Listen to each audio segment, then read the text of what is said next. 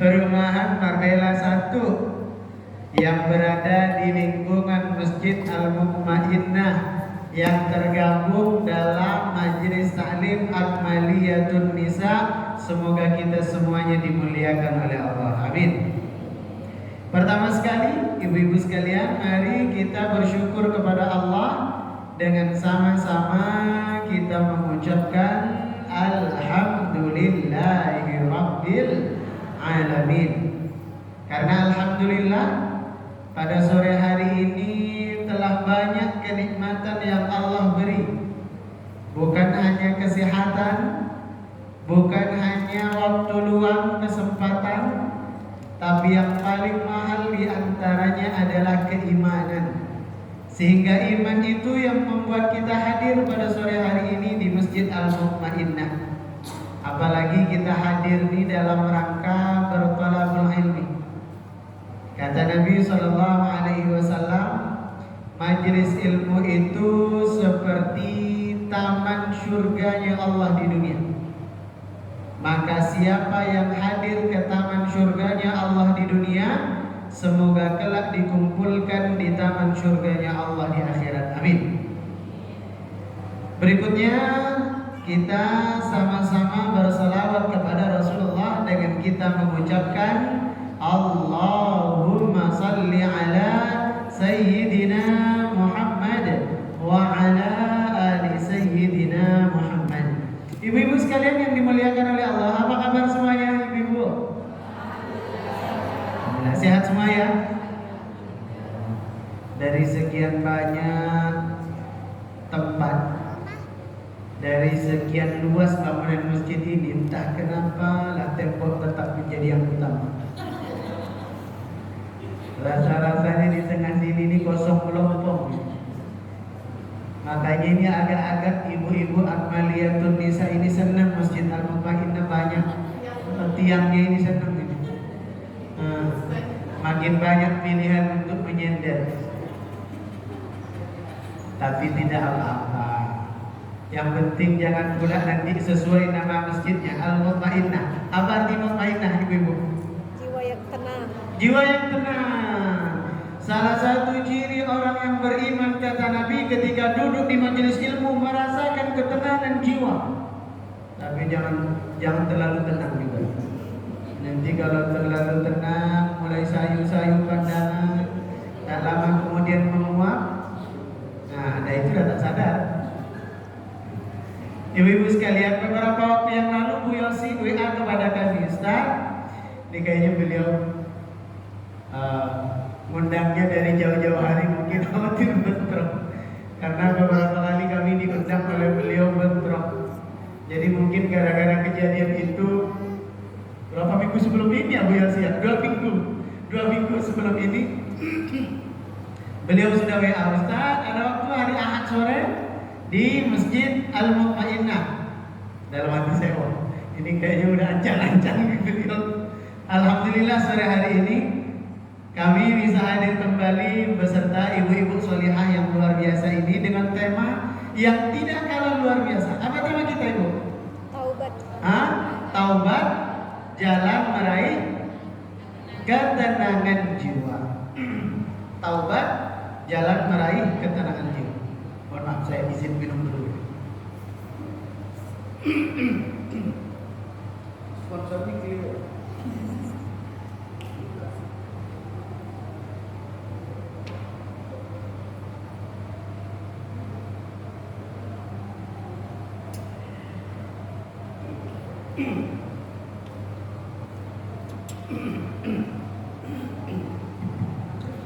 Baik, taubat jalan menuju ketenangan jiwa. Ibu-ibu sekalian yang dimuliakan oleh Allah, sebelum kita bahas lebih jauh apa itu taubat, apa hubungannya taubat dengan ketenangan jiwa, terlebih dahulu saya ingin bertanya, ada tidak ibu-ibu yang datang sore hari ini yang dari pagi sampai sore hari ini gak ada melakukan dosa? Boleh angkat tangan, gak usah malu-malu. Yang dari tadi pagi, dari pagi subuh sampai asar barusan tidak ada melakukan dosa.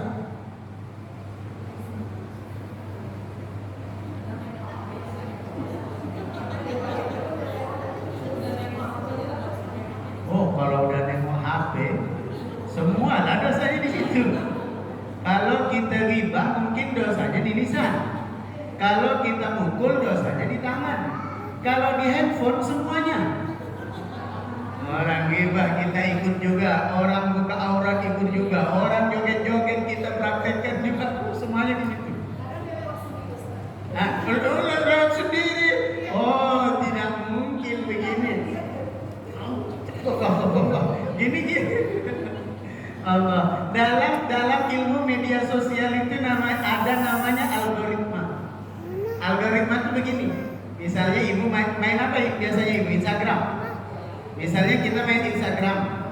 Kalau yang sering kita search, yang sering kita cari, yang sering kita ketik, itu misalnya ceramah, motivasi, murotal, apalagi kajian-kajian, itu pasti yang nanti muncul di situ. Sebanyak apapun kita scroll pasti muncul itu.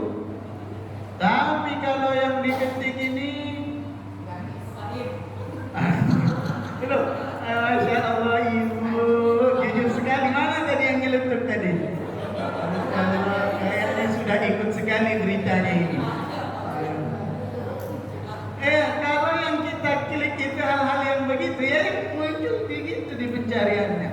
Jadi kalau nggak percaya silakan nanti buktikan dalam seminggu ini, klik pencariannya yang baik-baik. Yang merontal kah, ceramah pendek kah, pasti itu aja nanti yang muncul. Cuma masalahnya kita udah ngeklik murotal. Di sela-sela murotal itu begitu ada murotal scroll. Murotal scroll. Begitu ada joget-joget.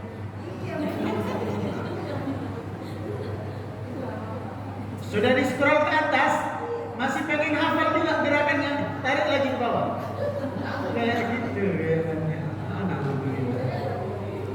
Tidak ada.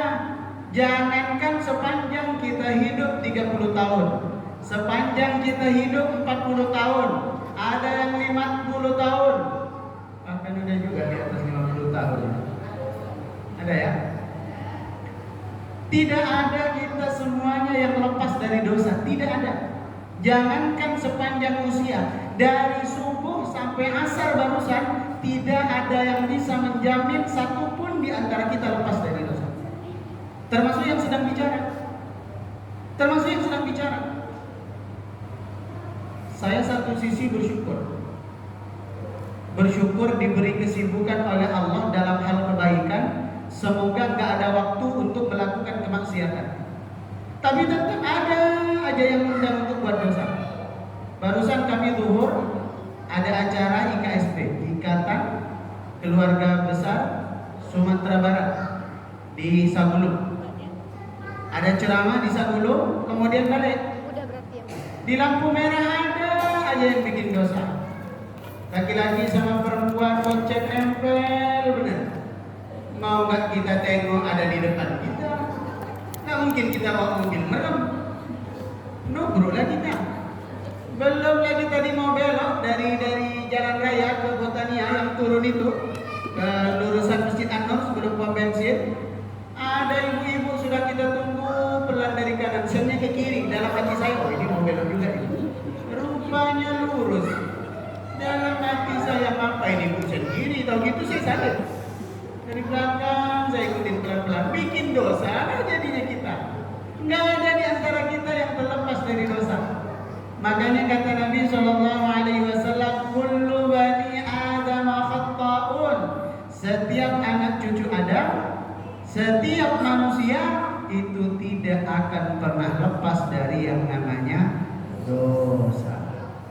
Tapi hadis ini nggak berhenti di sini. Kullu bani Adam khatta'un. Setiap anak cucu Adam tidak mungkin lepas dari dosa. Wa khairul khatta'in, dan sebaik-baik orang yang telah melakukan dosa at-tawwabun, orang-orang yang bertobat. Nah, pertanyaannya sekarang, taubat itu apa? Ini kita nggak mau bicara lebih panjang tentang taubat, jalan meraih ketenangan jiwa, sementara kita belum tahu taubat itu apa. Taubat itu apa, Bu?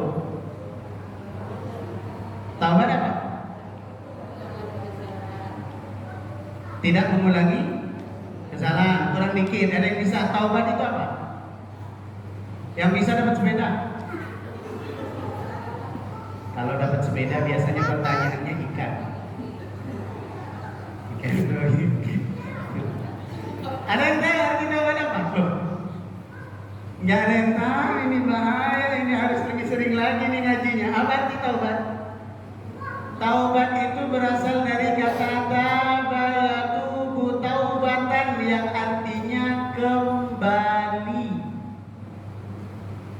Taubat itu artinya kembali. Makanya kalau ada di antara kita berdosa, mungkin berdosa karena lisannya, berdosa karena matanya, berdosa karena telinganya, berdosa karena tangan dan kakinya, berdosa karena prasangka dalam hatinya, maka solusinya adalah taubat. Taubat artinya kembali. Maksudnya kembali gimana? Kembali kemana? Kembali ke jalan yang benar. Kalau kita berdosa kan solusinya taubat. Taubat artinya kembali. Kembali kemana? Ke jalan yang benar. Hah? Kembali kemana?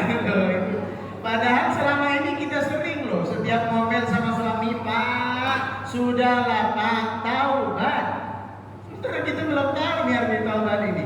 Suami ngingetin istri, Mas, sudah lama taubat. Kita nasihatin anak, nah cukuplah berhentilah, nah taubat. Taubat itu artinya kembali. Kembali kemana? Tempat meninggal maksudnya. Kembali ke Allah. Mengadi-ngadi bu ini. Kembali ke Allah. Berarti setiap orang yang bertaubat, inna lillahi wa inna ilaihi. Kembali ke Allah. Kalau taubat itu kembali ke Allah, nggak ada di antara kita yang mau taubat duluan. Nah, kalau mau ibu aja dulu. Saya taubatnya belakangan. Kalau taubat itu kembali kepada orang, kembali kepada Allah kan berarti meninggal. Jadi gini, ada satu hadis yang saya yakin hadis ini ibu-ibu banyak yang sudah pernah dengar atau mungkin sering mendengar. Kata Nabi Shallallahu Alaihi Wasallam, kullu mauludin yuladu 'alal fitrah. Setiap anak yang lahir, setiap bayi yang lahir itu semuanya dalam keadaan fitrah. Bingung lagi deh, fitrah apa? Fitrah. Ya sudahlah, untuk sementara kita artikan fitrah. Nanti kita bahas di bulan Syawal makna fitrah. Karena biasanya kita merayakan Idul Fitri tapi nggak ngerti apa artinya fitri. Setiap anak yang lahir, kata Rasulullah, semuanya lahir dalam keadaan fitrah, suci, nggak ada dosa, nggak ada salah. Ibarat baju, nih baju putih yang masih baru, belum ada noda. Maka yang dimaksud taubat, baju itu semakin sering dipakai, apalagi dia berwarna putih, maka rawan terkena noda. Di sini ada noda bandel, di sini ada noda bandel. Makanya saya jarang pakai baju warna putih. Meskipun kadang-kadang diundang di majelis taklim suka request, Ustaz hari ini dress code kita putih ya, seragam Ustaz putih juga. Saya nggak mau kalau putih. Kenapa? Ada dua yang membuat saya tidak mau. Pertama, karena gampang kotor. Nanti ibu laundry saya suka ngomel-ngomel. Ya, ibu laundry suka ngomel-ngomel. Yang kedua, badan saya itu kurus. Ibu jangan ketawa, ibu gini aja. Badan saya itu kurus. Jadi kalau pakai baju yang berwarna putih, itu lekuk tubuhnya itu bahenolnya itu kelihatan gitu. Makanya saya lebih cenderung pakai baju berwarna gelap. Bukan hanya suka warna hitam, tapi menutup lemak-lemak di sini. Nah, kembali kepada persoalan, kita ini ibarat baju. Kalau baju masih baru, belum ada kotorannya, belum ada nodanya. Tapi seiring dipakai ada noda. Maka kita juga begitu. Seiring kita dilahirkan, mulai kita anak-anak, menjadi remaja, menjadi dewasa, berangsur-angsur ada noda, ada kotoran, ada bakteri di tubuh kita. Maka taubat, yang arti taubat adalah bukan kembali kepada Allah, tapi kembali kepada posisi awal dulu kita dilahirkan, yaitu dalam kondisi fitrah. Jadi ibarat laundry, taubat itu adalah tempat pencuciannya. Kita masuk ke laundry dalam keadaan kotor, bau, lecek. Nanti masuk ke laundry dicuci, setelah dicuci dikeringkan, setelah dikeringkan disetrika, dilipat, baru masuk lemari. Nah, kita juga begitu. Setiap kita pasti ada noda, setiap kita pasti ada bakteri.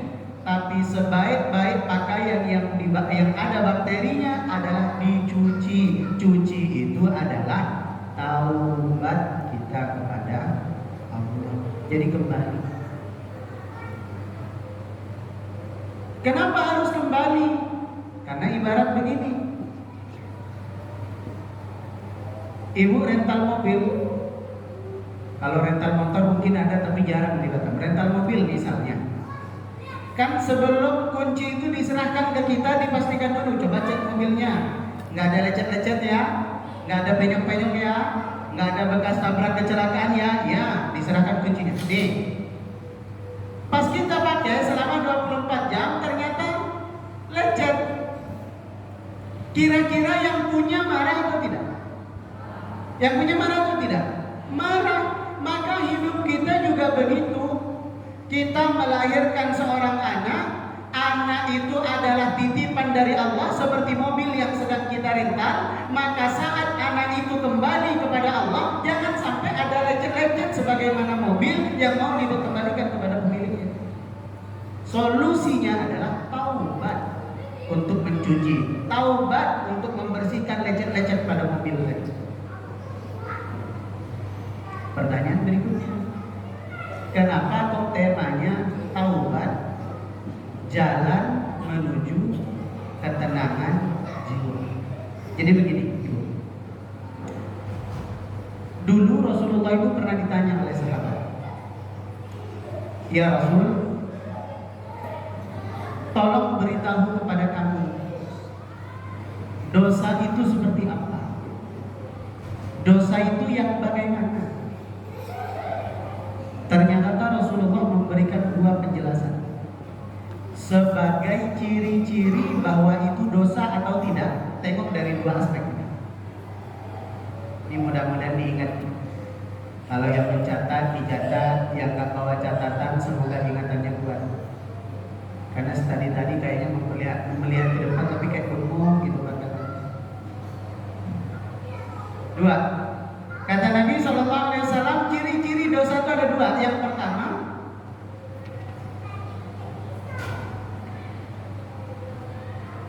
ciri-ciri dosa yang pertama adalah mahaka fi nafsika. Apa-apa yang membuat hati kita gelisah.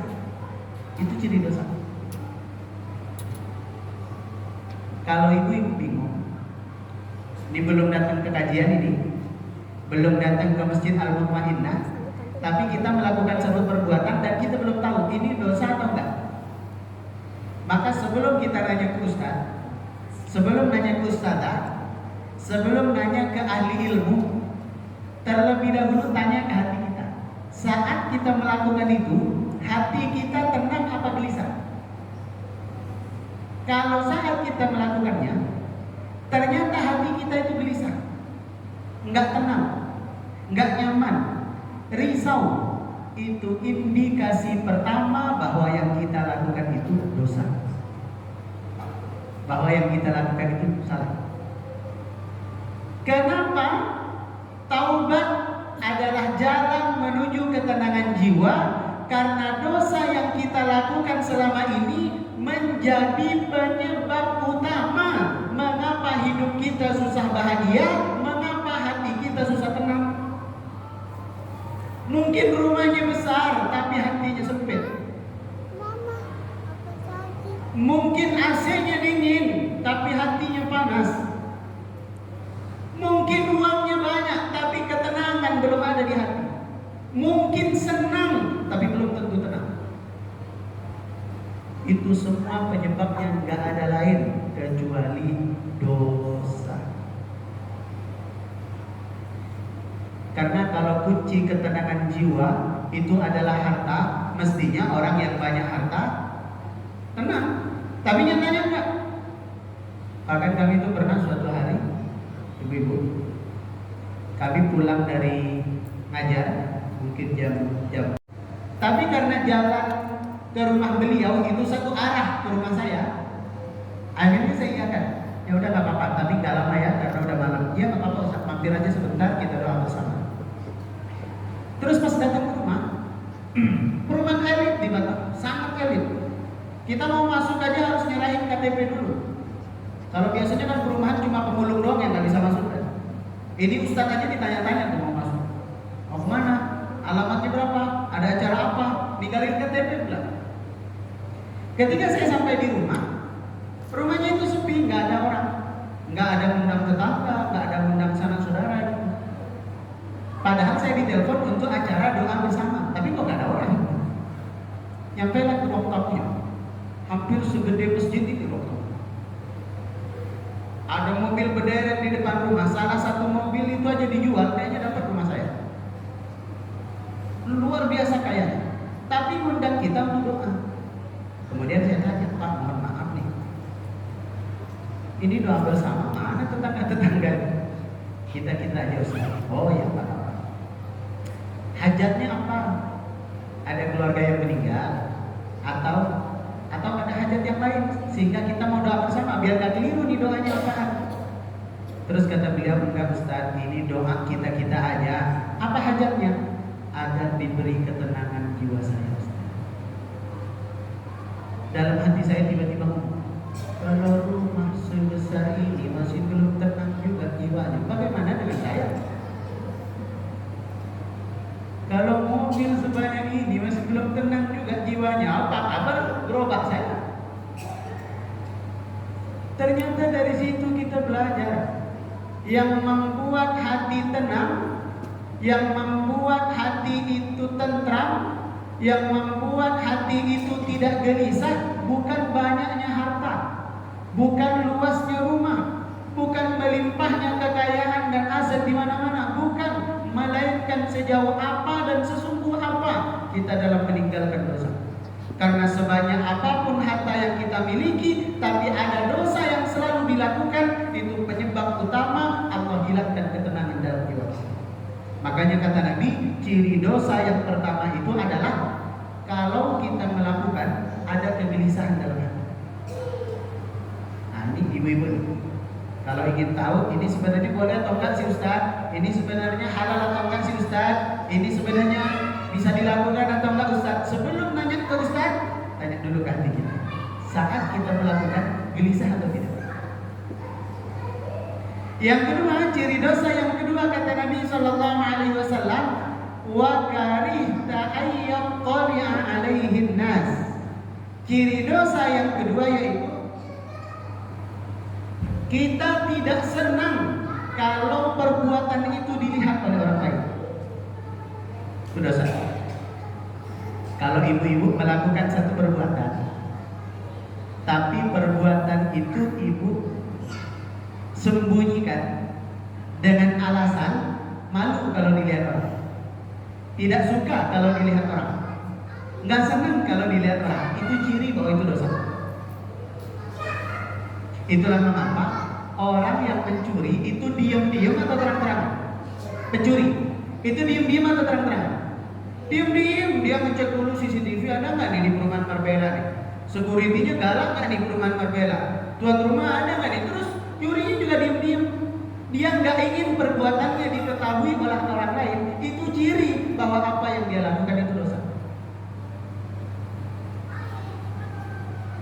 Maka tidak salah tema itu diambil, karena tidak ada jalan yang lain untuk kita memperoleh ketenangan dalam jiwa selain dengan cara bertaubat.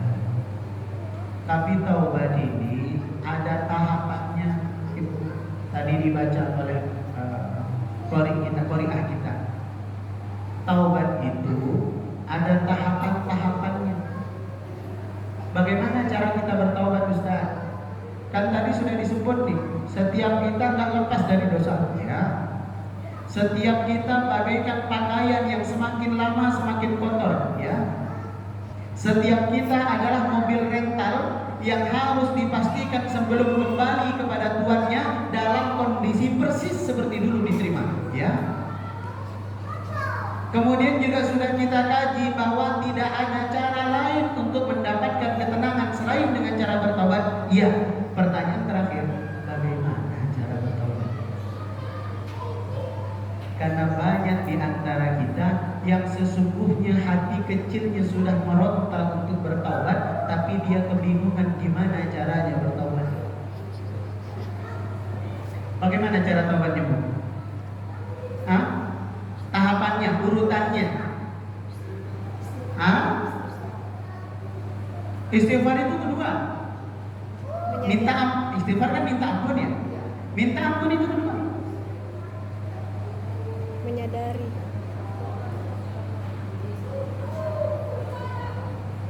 Satu, Mengakui. menyesali dosanya. Jadi sebelum istighfar, sebelum minta ampun kepada Allah, sebelum ibu mandi tobat, sebelum ibu sholat tobat, pertama sekali yang harus dilakukan sebagai syarat kita bertaubat kepada Allah adalah menyesali. Karena hari ini ibu banyak nih, ada di antara kita sebenarnya dia melakukan dosa yang peluang Allah mengampuninya itu besar. Ada kemungkinan kok Allah mengampuni dan pasti diampuni.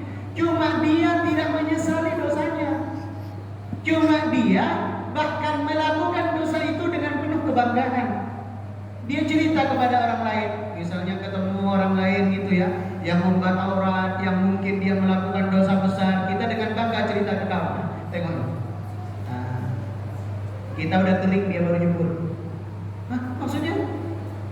Kami dulu bro, kami dulu lebih parah lagi dari itu. Ini bukan statunya masih ada nih. Ngapain diceritakan? Ngapain ditunjukkan? Bahkan kadang-kadang dibuat story di media sosial. Bahkan kita menceritakan masa lalu kita yang kelam itu kepada orang lain. Itu sebab terbesar Allah tidak mengampuni dosa kita. Maka syarat pertama bertaubat itu menyesali dosa. Dan salah satu tanda penyesalan itu jangan sampai ada orang lain tahu tentang apa dosa kita. Harus sembunyi-sembunyi dosa. Nah sekarang kalau kita ngomongin kebaikan orang lain, ini rata-rata malas. Misalnya kita datang ke tetangga ngomongin apa tadi kajian kata Pak Ustaz. Jarang kan ngomongin kan? Misalnya kita ngomongin anak kita hafalannya sudah juz berapa? Nggak jarang. Tapi kalau ngomongin dosa orang lain, oh itu cepat. Satu orang berprestasi di Marbella sehari dua hari, seminggu dua minggu belum tentu viral. Satu orang berprestasi belum tentu viral di grup RT, di grup RW belum tentu viral. Tapi kalau satu orang melakukan dosa, sore ini dosa, terus difoto atau di video, nanti maghrib sudah viral itu. Di warung obrolannya itu, di masjid obrolannya itu, di rumah obrolannya itu, ibu PKK obrolannya itu, ibu majelis taklim obrolannya itu, ibu-ibu arisan obrolannya itu, ibu posyandu obrolannya itu, semuanya membicarakan dosa. Padahal sekali lagi syarat pertama bertaubat adalah boleh kita menceritakan dosa kepada orang bila mana tujuannya untuk mendapatkan fatwa. Ustaz, saya dulu itu sejak muda gak pernah puasa Ustaz. Sekarang kan sudah tua begini, sudah sering ke majelis ilmu. Bagaimana cara taubatnya Ustaz? Bagaimana cara membayar hutang puasa di masa lalu? Nah itu boleh. Boleh tuh. Jadi menceritakan dosa, menceritakan kesalahan untuk mendapatkan fatwa. Yang seringkali kan selama ini berbangga dengan dosa yang dilakukannya di masa lalu. Jadi syarat pertama menyesali dosa. Yang kedua, apa taubat yang kedua? Nah, tadi sudah disebut apa? Yang kedua memohon ampun. Mohon ampun tuh gimana caranya Ustaz? Yang paling sederhana dengan cara istighfar. Istighfarnya gimana Ustaz? Oh, banyak lagi diceritain. Istighfar mulai dari yang pendek, astagfirullahaladzim, astagfirullahaladzim. Agak lebih panjang, astagfirullahaladzim, alladzi la ilaha illa huwal hayyul qayyum wa atubu ilaih. Ustaz, kalau kami istighfarnya datar begitu kami gampang bosan Ustaz. Ada nggak istighfar yang pakai lagu? Ada. Astaghfirullah. Nanti sambil goreng astaghfirullah rabbal baraya sambil jemur baju. Astaghfirullah. Itu minta ampun yang paling sederhana. Istighfar. Atau ada yang lebih hebat lagi? Ada yang hafal sayyidul istighfar? Sayyidul istighfar. Istighfar yang paling hebat. Allahumma anta rabbi la ilaha illa anta, terus wa ana abduka wa ana ala ahdika wa wa'dika a'udzu bika abu'u laka wa abu'u bi dzambi faghfirli fa innahu la yaghfiru dzunuba illa anta. Nah, paling tidak istighfar sebagai bentuk permohonan ampun kita kepada Allah setelah tahapan pertama tadi menyesali dosa. Dan mudah-mudahan ibu-ibu istiqomah ya istighfar. Ada yang pernah dengar hadis Nabi berapa kali Nabi sehari istighfar? Berapa kali? Sehari. Ada dua riwayat. Riwayat pertama menyebut 70 kali dalam sehari. Riwayat kedua menyebut 100 kali dalam sehari. Jadi Rasulullah yang sudah dijamin surga beristighfar kepada Allah sehari berapa kali? 100 kali.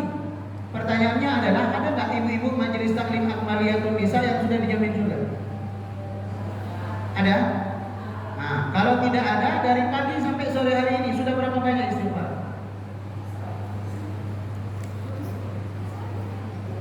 Bahkan kadang-kadang salat pun terburu-buru. Assalamualaikum warahmatullahi wabarakatuh. Langsung update status. Alhamdulillah. Sudah sholat. Nggak penting. Mending zikir sama Allah, mending perbanyak istighfar. Kata Nabi sallallahu alaihi wasallam, "Man lazimal istighfar." Siapa yang istiqomah baca istighfar, diamalkan betul-betul. Saya benar-benar diperwasiat kepada ibu. Man lazimal istighfar, siapa yang istiqomah membaca istighfar.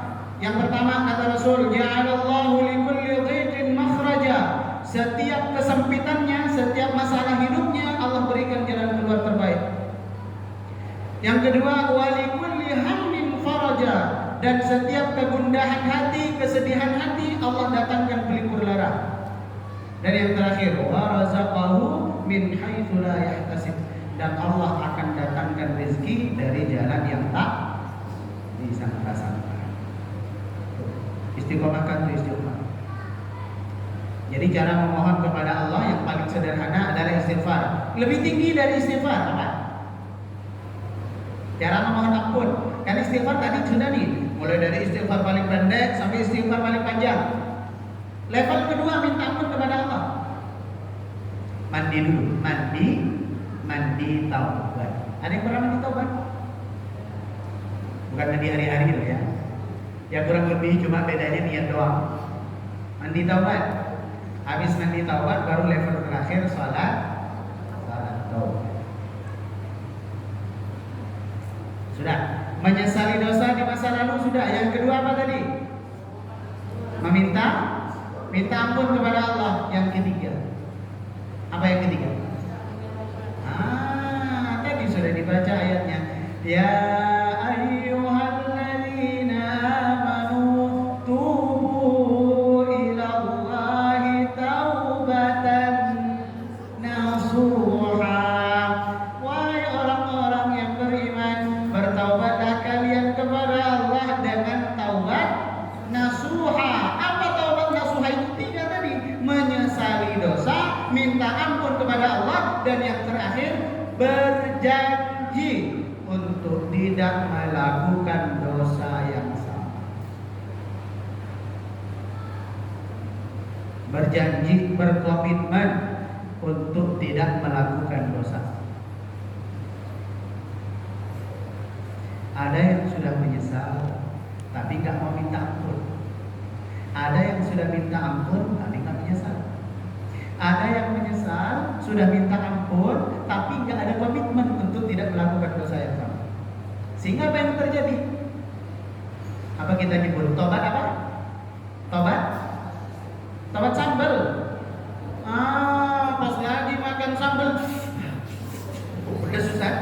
Besok nyari lagi. Bahkan sampai kalau ada sambal itu Pak Ustaz nggak enak makan kita ini. Setelah makan terus, udah saya sambal ini, besok nyari lagi. Begitu seterusnya. Jangan sampai kita tobat sambal, mungkin menyesal, mungkin minta ampun, tapi nggak ada komitmen untuk tidak melakukan dosa yang sama. Itu bukan taubat nasuha. Tapi kalau tiga ini diamalkan, menyesal, apa sekali lagi? Menyesal, 2, 3. Kalau ini diamalkan, insya Allah ini penyebab paling besar Allah berikan ketenangan dalam jiwa kita. Dan orang yang tenang jiwanya, orang yang tenang jiwanya itu bukan hanya dia yang merasakan ketenangan itu, tapi bisa memberikan ketenangan kepada orang-orang di sekitar. Ibu-ibu bisa nilai. Saya yakin pasti ada jamaah amaliyatun nisa itu adalah orang-orang yang bawaannya tenang, bawaannya damai, dan juga bisa memberikan kedamaian kepada orang lain. Saya yakin pasti ada. Ada orang yang ketika jumpa sama beliau, kita belum dapat ilmunya, kita belum dapat nasihatnya, tapi bawaannya ya Allah, tenang sekali sama beliau. Masya Allah, tenang sekali sama beliau. Padahal belum apa-apain, baru sebatas jumpa. Tapi juga ada mungkin, tapi ini bukan amaliyatun nisa lain. Adalah orang dari jauh mau jumpa dia, ada malas rasanya. Kalau dia lewat sini, kita belai-belai lewat belakang, malas sekali jumpa sama dia. Ada juga orang yang begitu. Maka mudah-mudahan 3 kunci ini bisa kita amalkan dalam kehidupan sehari-hari, dengan harapan semoga nanti kita betul-betul menghadap kepada Allah dalam keadaan bersih, menghadap kepada Allah dalam keadaan fitrah, dan wafat dalam keadaan husnul khatimah. Amin ya rabbal alamin. Sebelum kita tutup, ibu-ibu, seperti biasa ada tanya jawab? Silakan ibu. Alhamdulillah. Silakan, ini sudah ada satu nih.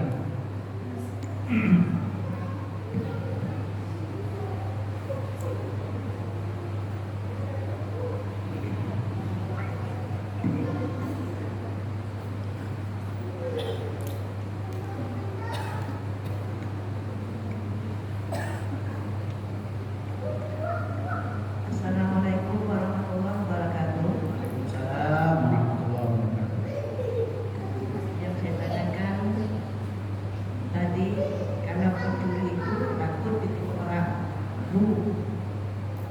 Bagaimana kalau kita mengambil barang sudah dibuang ke tempat sampah, tapi kita rasanya malu, karena tidak ada orangnya, apakah itu dosa juga? Yang kedua, yang kata Bapak tadi, ketenangan ini kan ada sewaktu-waktu kita merasakan hati kita susah, risih, tapi ada sebab. Tak ada sebab kita susah, bukan tak ada sebab. Kita susah. Nah, itu bagaimana? Yang kedua, ada pula merasa senang, bukan menerima apa-apa, cuma hati senang. Itu. Terima kasih, Pak. Assalamualaikum warahmatullahi wabarakatuh. Waalaikumsalam warahmatullahi wabarakatuh. Berarti beliau nyimak betul tadi. Ini pertanyaan sesuai dengan apa yang kita bahas. Pertama kata beliau, kan tadi ciri-ciri dosa yang kedua adalah kita nggak senang, kita nggak mau kalau perbuatan itu ditengok oleh orang, kita malu. Lalu apakah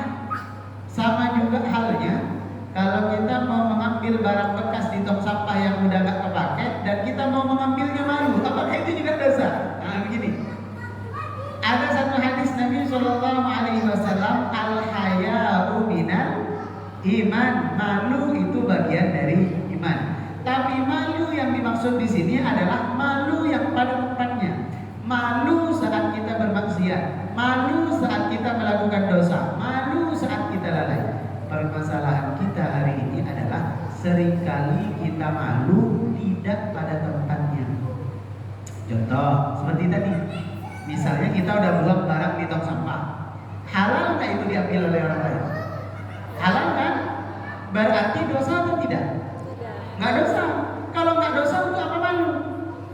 Berarti malu yang kita rasa itu bukan karena melakukan dosa, tapi malu yang tidak pada tempatnya. Contoh lagi, contoh. Ada pengajian majelis taklim Akmaliyatun Nisa, ngaji Al-Quran. Nanti ada ustaz atau ustazah setelah ngaji bersama satu-satu ditunjuk. Mungkin hadir di pertemuan pertama ramai. Begitu pertemuan minggu depan langsung sepi. Gila, mana ini ibu-ibu ini? Terus di WA ada satu-satu sama Bu Ketua, Bu, mana semua nih kok sepi nih majelis taklim? Balaslah mereka-mereka. Malu loh Bu, kami belum bisa baca. Malu loh, kami masih terbata-bata. Malu, kami belum lancar. Itu malu tapi tidak pada. Justru malu itu yang membuat kita datang, bukan karena malu jadi tak datang. Kami belum lancar Ustaz, ya justru karena belum lancar. Kalau sudah lancar duduk di depan mengajar. Justru karena belum lancar makanya duduk di belakang belajar. Itu malu tapi tidak pada tempatnya. Malu anaknya tidak masuk di sekolah favorit, malu. Tapi nggak malu kalau anaknya buta huruf Al-Quran. Itu malu tapi tidak pada tempatnya. Jadi itu tadi bagian dari malu tapi tidak pada tempatnya. Jadi nggak usah malu. Yang penting nggak haram, yang penting nggak salah, yang penting nggak ngambil hak orang, nggak usah malu. Yang malu itu barang tetangga belum dibuang kita ambil, nah itu masalah. Itu mesti malu itu. Sudah. Yang kedua tadi, lupa saya. Oh ya, tiba-tiba gitu gelisah. Tiba-tiba gitu senang, kebalikan ini. Tiba-tiba tanpa sebab ada kegelisahan dalam hati. Tiba-tiba tanpa sebab ada muncul kesenangan dalam hati. Begini.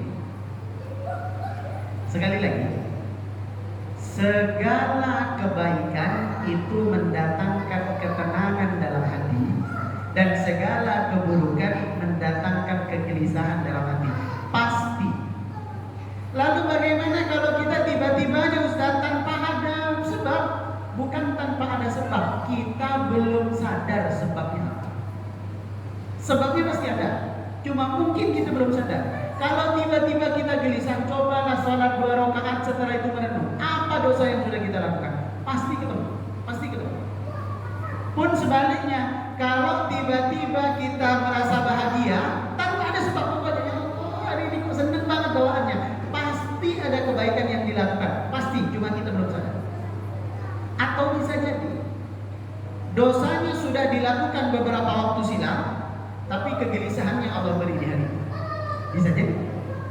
Atau sebaliknya, kebaikannya sudah dilakukan di beberapa waktu silam, tapi kebahagiaannya baru Allah beri hari ini.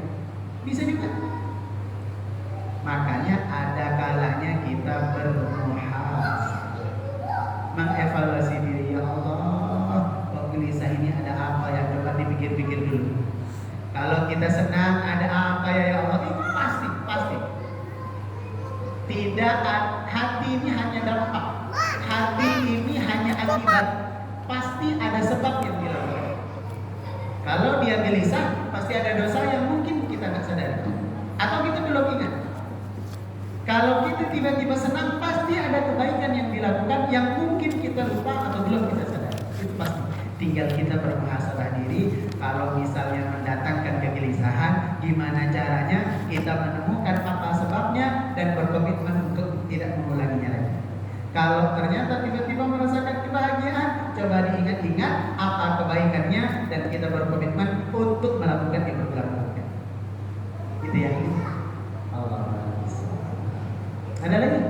Silakan. Ibu-ibu yang lain? Tengah sudah nih, kiri, kanan. Ada pertanyaan Silakan. lagi? Ibu-ibu silakan diangkat tangannya. Tidak.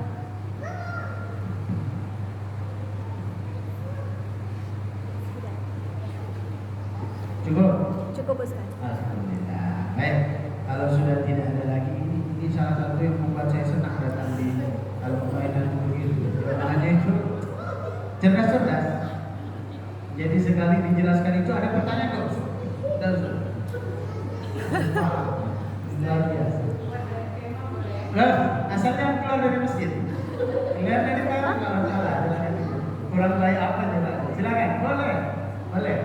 Makanya untungnya majelis ilmu. Kenapa saya nggak habiskan waktu untuk ceramah? Karena kalau ada tanya jawab lebih banyak lagi ilmu yang akan kita bahas. Silakan. Mama, apanya Anya kue nani? Ini ada. Tidak apa-apa. Fenomenanya itu sangat sulit mengajak ibu-ibu untuk bertolak menjadi yang ingin saya tanyakan, apakah Ustaz punya tips bagaimana caranya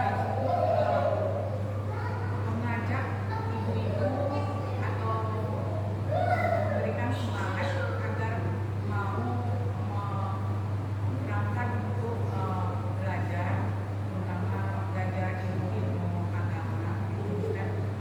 Karena apa ya, sangat ini ya, keinginan untuk mengetahui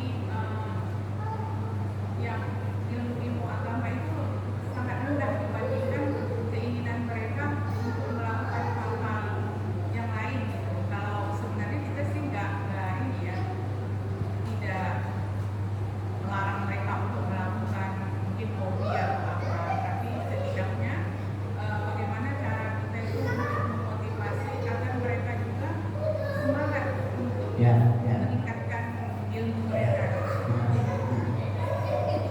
Baik, pertama begini.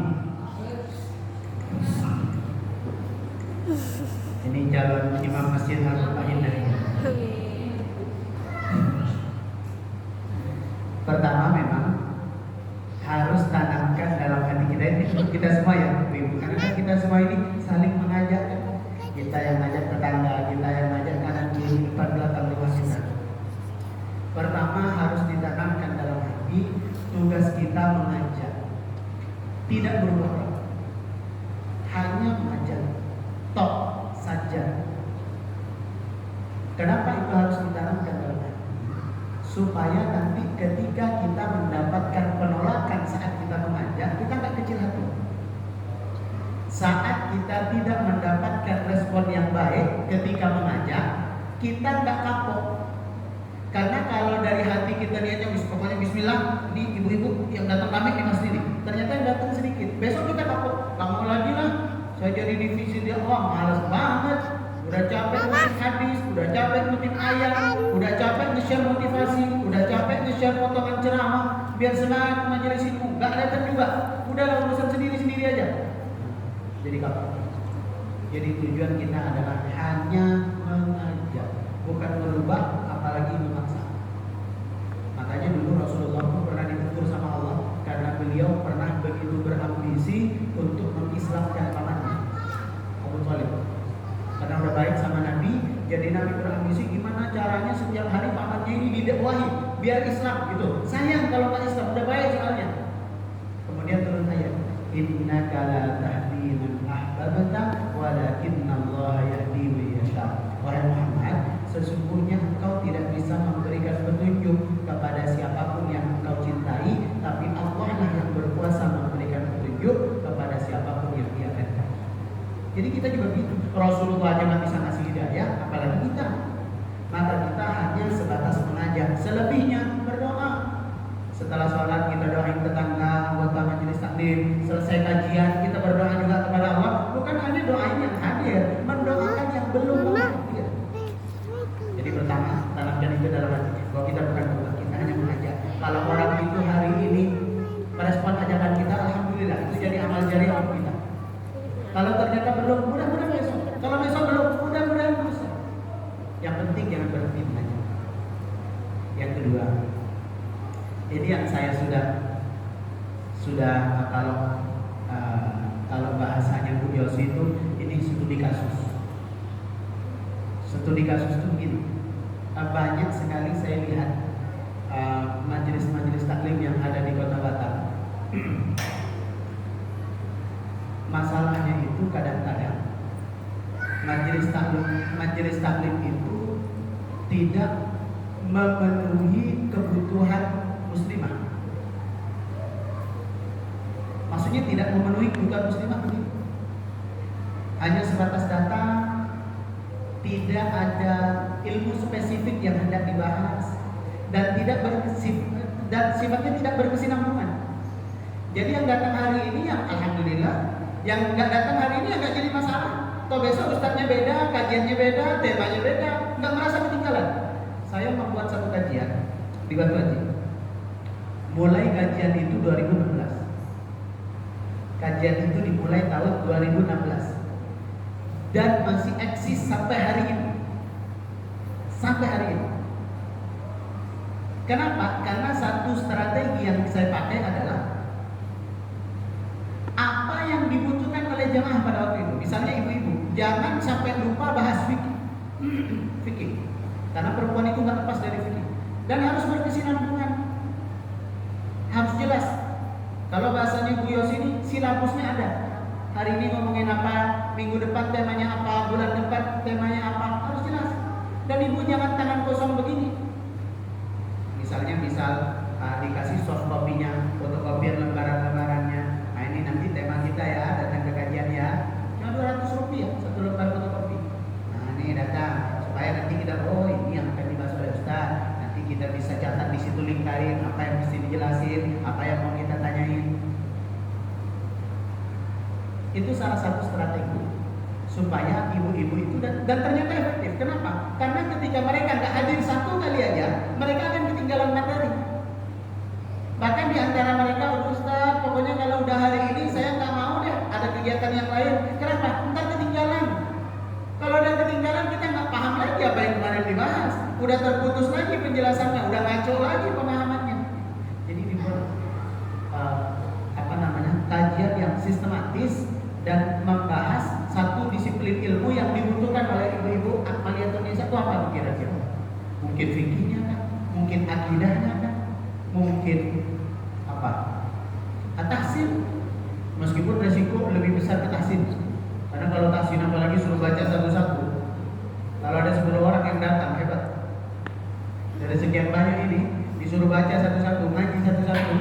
Terus ada yang datang 10 orang hebat. Gitu. Nah yang ketiga ini yang tidak kalah penting. Kan Akmaliyatun Nisa ini kan ada pengurusnya, ada ketuanya, ada wakilnya, ada bendaharanya, ada sekretarisnya, ada divisi-divisi. Ini divisi dakwah, ini divisi sosial. Kalau tetangga sakit, ilmu iuran apa segala macam semuanya. Nah, harus kuatkan internalnya dulu. Jadi ketua-ketuanya ini, strukturnya ini harus kuat dulu. Silaturahimnya harus bagus, harus saling menghargai, harus sering berjumpa untuk berdiskusi mau dibawa kemana ini majelis taklim. Itu yang menjadi persoalan adalah sudahlah kajiannya tidak sistematis, tidak dibuat satu kajian yang dibutuhkan oleh jamaah, ditambah lagi antar pengurus itu nggak solid. Ini maunya gini, ini maunya gini, itu maunya gitu. Lebih parahnya lagi karena masing-masing itu egois. Yang satu, saya nggak mau, saya mundurin diri. Suara saya nggak pernah didengar. Nah, jadi itu mungkin PR yang saya nggak tahu keadaan di Akmaliyatun Nisa itu bagaimana. Tapi kalau diamalkan tiga ini, pertama niat kita hanya mengajak. Yang kedua, buat kajian yang sistematis. Jelas kalau mau bahas kitabnya apa, perujukannya apa. Kalau sore hari ini kan saya hanya menjelaskan sesuai dengan yang panitia sampaikan. Gitu. Nanti misalnya saya diundang lagi sebulan lagi atau 2 bulan lagi atau kapan, nanti saya di request tema. Enggak sama, itu juga bagus. Cuman masalahnya enggak ada ketertarikan bagi jamaah untuk tetap istiqomah hadir. Kenapa? Mereka enggak dapat sesuatu yang pasti. Sehingga kalau nggak hadir mereka nggak merasa ketinggalan. Atau nanti ustaznya bahas tema baru, atau nanti bahas topik baru gitu kan. Tapi kalau berkesinambungan, sekali dia absen, catatannya kosong. Menurut saya kemarin bahas apa, dan ustaz itu udah lupa dah. Ustaz itu bahas apa, lah udah lupa.